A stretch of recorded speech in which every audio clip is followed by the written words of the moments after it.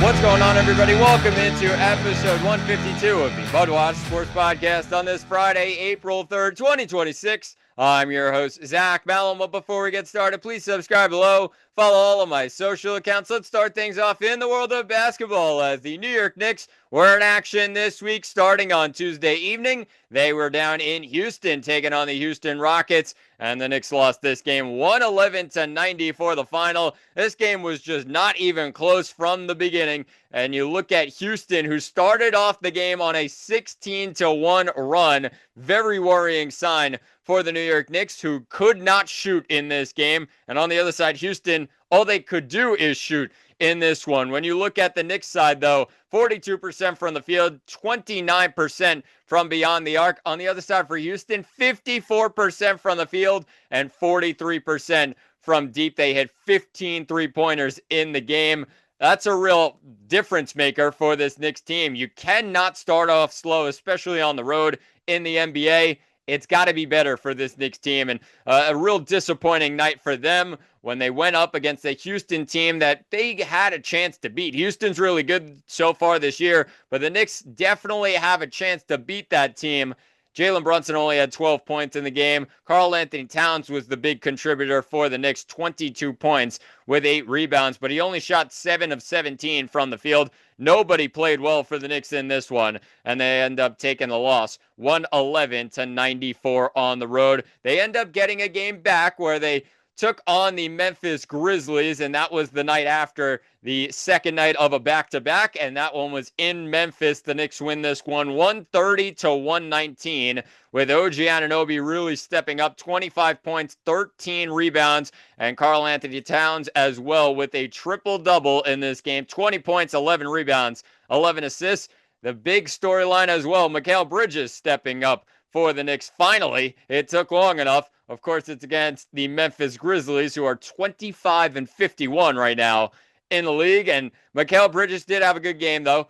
24 points on 9 of 15 shooting, 3 of 9, though, from beyond the arc. You're going to take it, though, with the 24 points. Of course, you would like to see it against a better opponent and save that type of game for a better opponent. But you'll take what you can get right now with Mikal Bridges. Not a great sign heading into the last 5 games for the Knicks. They did get the win against Memphis, but those couple of losses, a 3-game losing streak on the road before that win against Memphis. It was a 4-game road trip. They lost 3 out of 4. Charlotte, Oklahoma City, and then Houston. 3 really good teams, and the Knicks really felt like they had no shot in any of those games. I think the closest one was probably the Oklahoma City game, where they had a 2-point deficit for a good portion there. They were keeping it close, and then midway through the fourth quarter, the Knicks just could not hit enough shots, and Oklahoma City pulled away in the end. That was probably their best game in the 3-game stretch,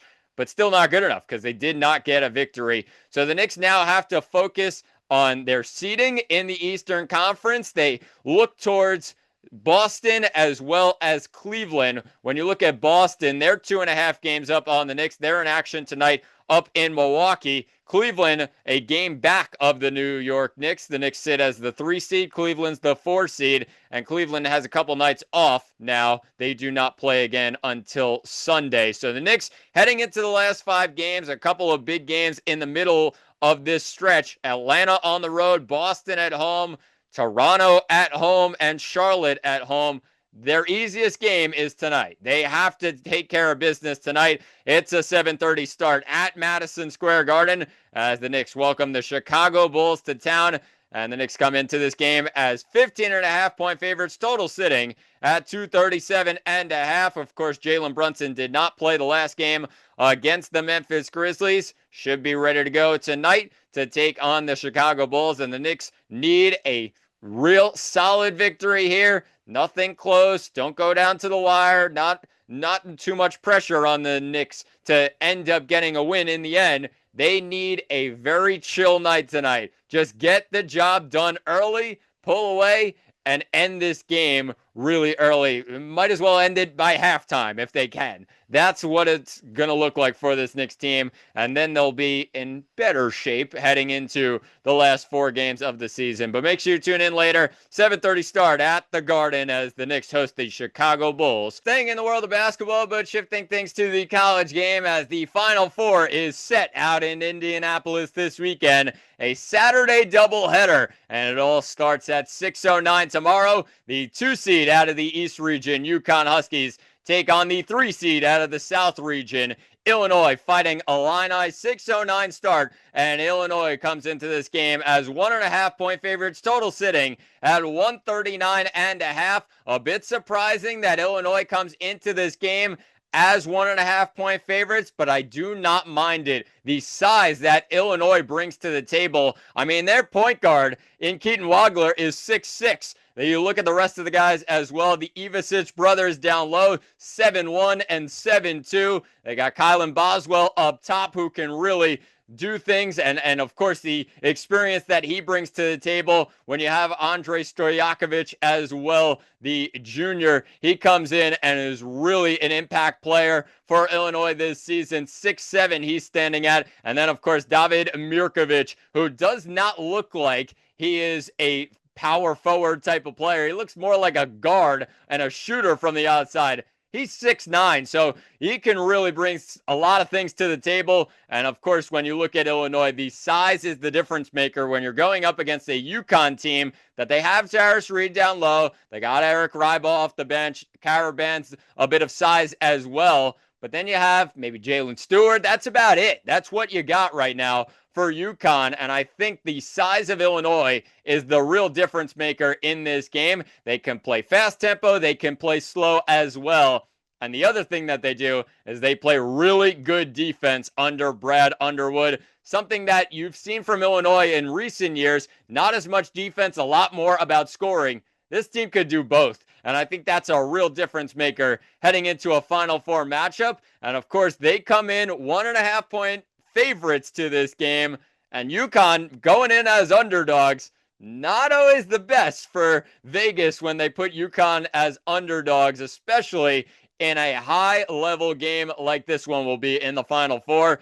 Dan Hurley loves being an underdog, just takes a little bit of pressure off them and says, go out and play and let UConn do their thing. They've been underdogs a lot so far in this NCAA tournament. And then you look at the last game against Duke where they were down 20 points almost, 19-point deficit midway through the first half. They come all the way back, and Dan Hurley proved a point there. They made a statement that no matter the deficit, no matter the conditions, UConn can play any type of way, and they can come back and beat you whenever they want. And that's going to be a great game to start us off on Final Four Saturday. Then you have the second game, and it's the nightcap, and what a matchup it's going to be with two of the best teams in college basketball all season long. You got the 1 seed out of the Midwest region, the Michigan Wolverines, taking on the 1 seed out of the West region in the Arizona Wildcats. And the Wildcats coming in 36-2, Michigan coming in 35-3. And it's Michigan who comes in as 1.5-point favorites, total sitting at 157.5. Some books have Michigan as favorites. Some books have Arizona as favorites. This one's basically a pick 'em in my mind, and it should be a phenomenal game. When you look at these two teams, I mentioned two of the best teams in college basketball, if not the 2 best teams in the game all season long, go to battle in the Final Four matchup. This could be the championship very easily. These two teams end up meeting in the Final Four, and I think the big storyline for Arizona coming in is those freshman guards. Can they end up taking it to the Michigan Wolverines? And when you look at Braden Burries, the freshman that he is, you also have Koa Pete. Yes, he's not as much of a guard, but he's more of a forward.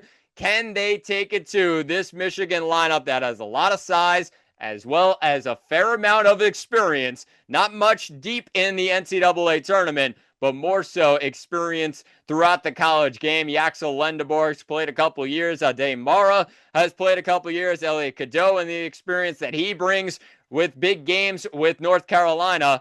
I think you're looking at this Arizona team, though, and so much size, so much strength, and so much depth. That's the difference in this game for me. Guys that can come in off the bench and just really make an impact right away. You're talking about guys like Anthony Del Orso, who can come in, and he's a senior. He's got experience off the bench. He can shoot the lights out whenever he wants. You also got Karchenkov, who comes in off the bench, the 6'7 freshman. You look at that starting lineup, and then you got to look at the bench as well. Arizona's got everything you want, and they are completely healthy, something that Elliot Cadeau is not dealing with right now. Maybe he will be healthy when the clock is set to 20, and when you look at, of course, this game overall, maybe he will get back from that allergic reaction, that he had a couple of days ago.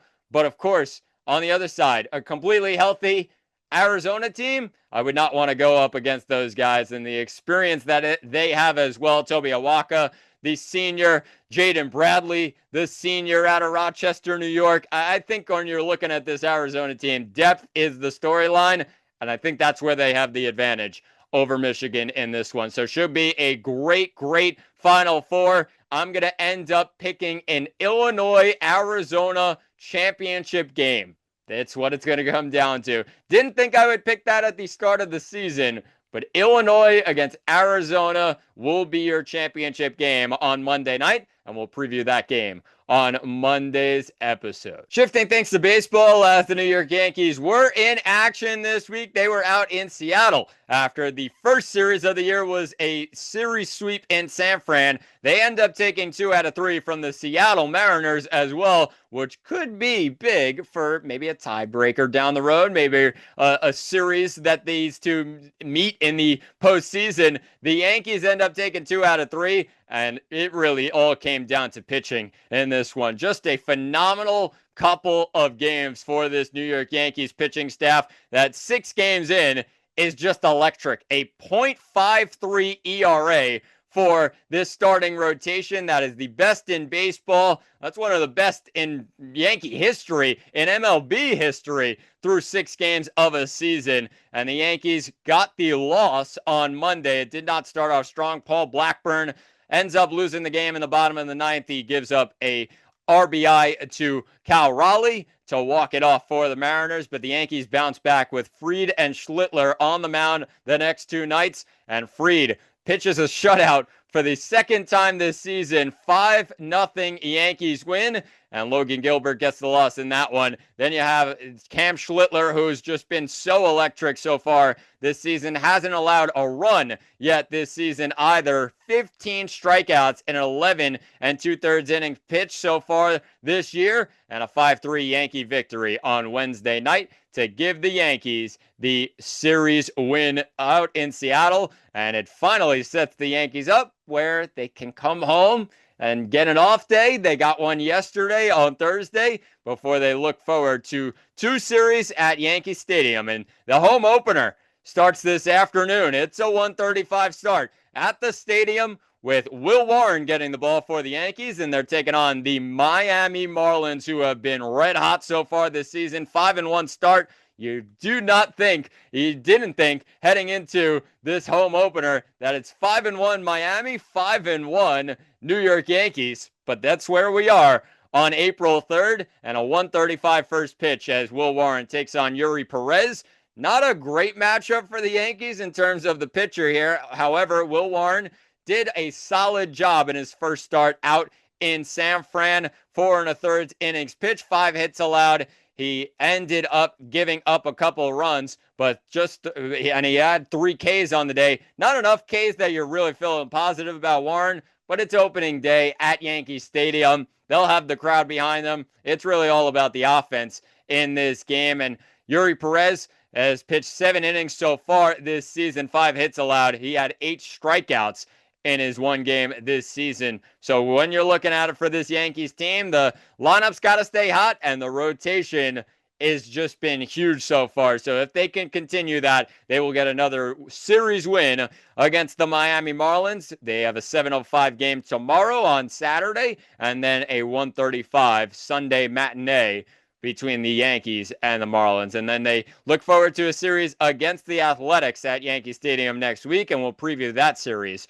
on Monday's episode. But make sure you tune in today. It's a 1:35 start this afternoon as the Yankees host the Miami Marlins at the stadium. On the other side of New York, it's the New York Mets who are also in action this week, and the Mets took on the St. Louis Cardinals out in St. Louis to start the week, coming off of that series win against the Pittsburgh Pirates, where they took 2 out of 3 against the Pirates on opening day. They were really strong, got to Paul Skeens. The offense was red hot, 11 runs put up on the board at Citi Field, and the offense has just been non-existent since then. Really, really struggling. They played 6 games, and the average with runners in scoring position, the runs per game, it is just so bad to look at for Met fans right now. And they end up losing the series to the Cardinals 2 out of 3 after they won the series opener. Clay Holmes was electric on Monday night, and they end up getting the win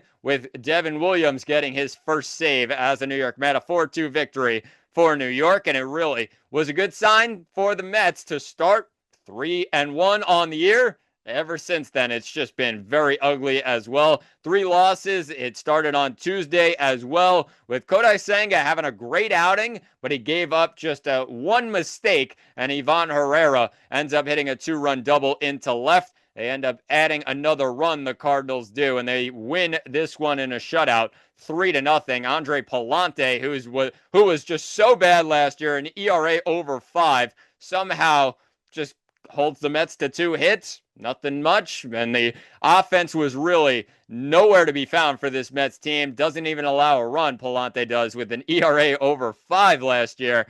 Just ridiculous stuff from this Mets offense, so they had to bounce back on Wednesday. On the offense, once again, nowhere to be found. Juan Soto was the only run of the game for the Mets. He ends up hitting a towering blast off of the right field foul pole to give the Mets a 1-0 lead. The Mets, shortly after, gave the lead right back. They end up getting a tie heading into extra innings, and it was 1-1. And, of course, Tobias Myers on the mound. The Mets had plenty of opportunities, though, in the 10th and 11th inning before Tobias Myers took the ball in the 11th inning and just ended up giving up a run. Of course, it was Mason Wynn who hits a bloop single into right field, where I think Carson Bench could have got there maybe. You had Marcus Semien, who didn't really read the ball as well. And, of course, the Cardinals get one to drop in, 2 outs in the bottom of the 11th. Mason Wynn is the hero, and the Mets lose 2 out of 3 out in St. Louis. Of course, the offense is the question right now because the pitchings look pretty good. It did not look great last night, and we'll get to that in just a moment. But the first 5-6 games of the year, you're looking at the pitching and the starting rotation going, these guys are really doing well. They're going deep into games, or deep enough into games, and getting the job done to hand it off to this bullpen. The offense just needs to find something, power, runners with scoring position, like anything. When you have this type of team and this type of build of a team, it's not going to all be about the power. Of course, Juan Soto is going to have a lot of power. Francisco Lindor is going to have a lot of power. The rest of the guys just chip away, get some hits up on the board. They're not doing that right now. And the Mets end up losing once again as they head into the next series against the San Francisco Giants. This one, their second road trip, or their second trip of the year in terms of road games. And they have to take on San Fran out in the Bay Area. And I think when you look at last night's game, it just came down to pitching. And of course, that's the opposite of what it was for the first couple of days for this Mets team. David Peterson just did not have a great start in this one. The Giants put up a lot of hits and a lot of runs on David Peterson here. He goes 4 1/3 innings, 9 hits allowed, 5 earned runs with 2 walks and 5 Ks. If 5 earned runs, 6 were runs allowed, and only 5 earned in this one. But the Mets started off strong. Bo Bichette gets an RBI double. Juan Soto scores. It's a 1-0 lead. Everybody's happy. And, of course, David Peterson led it up with 3 runs allowed in the first inning. One of them was on an error himself that allowed Jung-Hoo Lee to be safe at first, and then you had Matt Chapman score from second base. And of course, Mark Vientos looked pretty good. He hit a bomb into left field, try and get him going and trying to get him back into 2024 form. A 3-2 deficit for the Mets at the time. But Mark Vientos did what he needed to do, and the Mets' rest of their offense just nowhere to be found for the rest of the game after that second inning. And of course, they lose this one 7-2, the final. They had David Peterson really try and hold on for a while in this game, almost to 70 pitches. Then they handed the ball off to Sean Manaea, who pitched 74 pitches in this game. It was enough to get the Mets over the line. They end up saving their bullpen for today's game against the San Francisco Giants, but just not enough for this Mets team to really feel happy about right now, especially on the offensive end. Only 2 runs in this game after just some struggling games. The couple of games before that, they end up heading into tonight's game, though, and it's going to be really press the reset button with Nolan McLean on the mound, arguably your best pitcher on the mound tonight. Of course, Freddie Peralta was pitching a couple of days ago as well, but Nolan McLean looked pretty good in his opening start. They have to continue to get that going. He did allow a couple runs, so a 3.60 ERA coming into this game. They have to really step up for him, though, on offense, and it's a 10-15 start out in San Francisco, the second game of a 4-game set, and Nolan McLean takes on Tyler Mahle, and Mahle comes into this game 0-1, 4.50 ERA, just 4 innings pitched so far this season.